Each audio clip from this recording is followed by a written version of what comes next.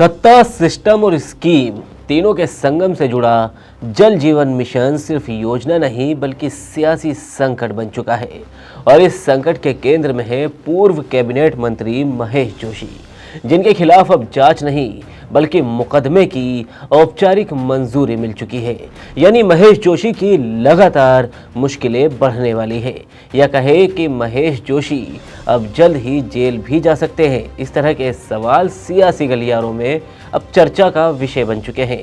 दरअसल राज्यपाल हरिभाऊ बागड़े ने महेश जोशी पर prevention of money laundering act यानी पीएमएलए 2002 के तहत केस चलाने की स्वीकृति दे दी है। ये फैसला उस वक्त आया जब प्रवर्तन निदेशालय यानी ईडी पहले ही जोशी को जल जीवन मिशन से जुड़े कथित घोटालों में गिरफ्तार कर चुकी है।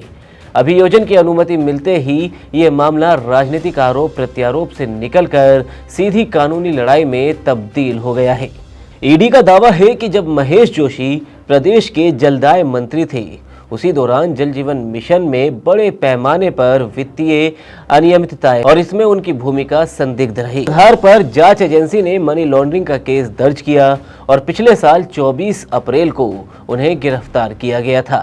अब राज्यपाल की मंजूरी के बाद ईडी के हाथ और ज्यादा मजबूत हो गए हैं।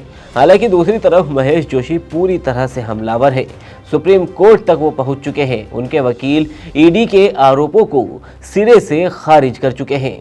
उनका कहना है कि मूल एसीबी एफआईआर में जोशी का नाम तक नहीं है और ईडी जिन 2.01 करोड़ रुपए के लेन देन का आरोप लगा रही है, उसका कोई ठोस सबूत पेश नहीं किया गया।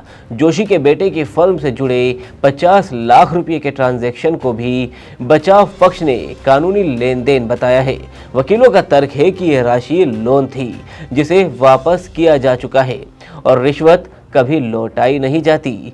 अब सवाल सिर्फ महेश जोशी की भूमिका का नहीं बल्कि उस पूरी व्यवस्था का है जहां जनहित में योजनाएं भ्रष्टाचार के आरोपों में घिरकर सामने आती है। राज्यपाल की स्वीकृति ने साफ कर दिया है कि यह मामला अब लंबा और निर्णायक होने जा रहा है। राजस्थान की सियासत में ये लड़ाई अब बयानबाजी से कहीं आगे निकल चुकी है और इसका फैसला अब सिर्फ कोर्ट ही करेगा।